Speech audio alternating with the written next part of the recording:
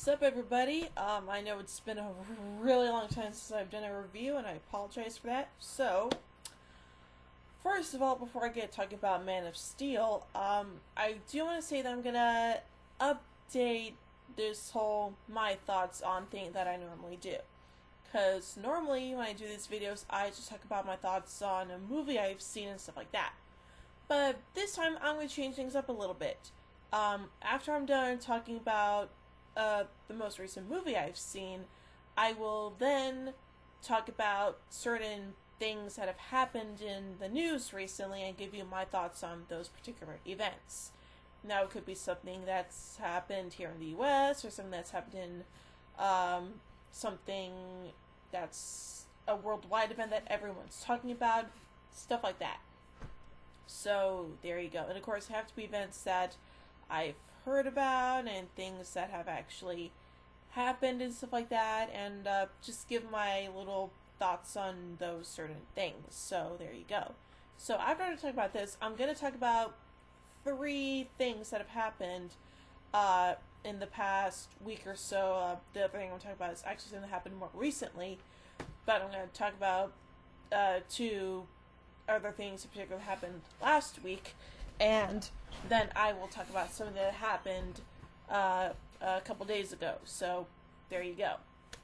Okay, so, with that out of the way, let's talk about Man of Steel. Now, excuse me. Now, the first thing I want to talk about is sort of my evolution as a Superman fan, because I started out with the animated series, which I thought was just brilliant.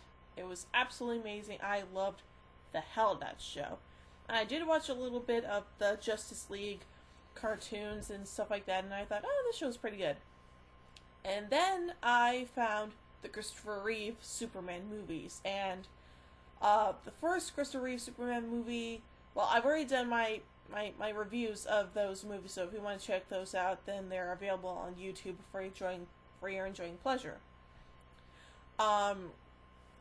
But anywho, so, for me, my introduction to the Superman film franchise began with the Christopher Reeve Superman movies, and I love the first 2. The third one is not all that bad, okay? Even though it has Richard Pryor in it, Superman 3 is not all that bad, okay?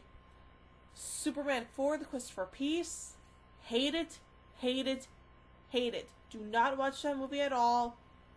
It sucks. Big time. Now, for those of you who have subscribed to my channel and you've watched all my videos, you know I have not yet reviewed Superman Returns. Here's the reason why. I need to get it on DVD, not Blu-ray. Okay? I will be getting a new laptop hopefully in the next couple months. It might play Blu-rays, it might not, it kind of just depends really, so there you go. But again, I need to get it on DVD, okay? Not Blu-ray. So, if you know where I can find a cheap copy of Superman Returns, I can get on DVD so I can sit down and watch it and then review it for you guys, I will, okay? So, stop nagging me about the fact that I have not yet reviewed Superman Returns. I will do that hopefully sometime soon. I was hoping to plan to do that before seeing Man of Steel. I have not had the opportunity to do so. Plus, I need the money. So, again, if you know where I can get a DVD copy of Superman Returns for like less than $10, let me know in the comment section, and I appreciate that. So, there you go. So, anywho, like I said, my introduction to the Superman film franchise began with Christopher Reeve Superman movies, okay? Like I said, I love the first 2, third one was not so bad, 4th one really sucks. So there you go. But as far as Superman Returns goes, I'm just going to guys right off the bat, it's decent. It's not bad, it's not good, it's not great, it's just decent, okay? So there you go. Then I started enjoying some of the other Superman actors that had been out there. What I mean by enjoying, I like watching their work as Superman. And that all began with Kirk Alyn, who did the Superman serials. I think it was like the 30s or 40s, something like that. The only downside to that, well, there are two downsides. First, they're in black and white, which I wouldn't say that's a downside, but not many people enjoy black and white movies and stuff like that, so there you go. Second big thing, when Kirk Alyn did his Superman flying stuff, it was animated, not a cartoon. And when I saw that for the first time, I thought that was complete and utter bullshit. I was like, really? You're gonna use this stupid cartoon effect? Hello? Well, anywho. Then I saw Superman and the Mole Men starring George Reeves. And I'm glad that I did. Because here's the reason why. George Reeves was probably the best actor to play Superman during that time period. Now, does that mean I think he's the best Superman? No. As of right now, my favorite Superman is Christopher Reeve. He has been, always will be, my Superman. Because, let's face it, he's the one that made me a fan of Superman. So there you go. And yes, I know George Reeves did the Adventures of Superman TV series, and yes, I know his tragic death is still unsolved. I get that. I'm talking about the character that he played. And let me tell you guys, George Reeves' Superman was awesome. So there you go. Now, flash forward to the present era, and, well, I did not watch Smallville at all. I only caught a little bit of an earlier episode, but other than that, I did not watch it. Why? Because, well, to be perfectly honest, I wasn't quite sure how they were going to take a character that's been around for like 75 years now and try to make him seem more current and relevant and blah blah blah blah blah. So there you go. Now, let's talk about Man of Steel. And I got 2 words to describe how I feel about this movie. It's awesome. So, there you go. Now, I just want to say right off the bat, if you have not seen this movie at all, if you have not seen it yet, I will not give away spoilers. Now, this is something I had to make clear to a comment that I got on my review of Iron Man 3, and that I said that Ben Kingsley was the villain. Someone said that he wasn't. I was like, dude, I said that because I didn't want to spoil who the actual villain was. So there you go. Now, I am going to make these reviews spoiler-free as possible. If I accidentally screw up and spoil a major plot development or a character revelation, I apologize in advance. So there you go. Excuse me one moment.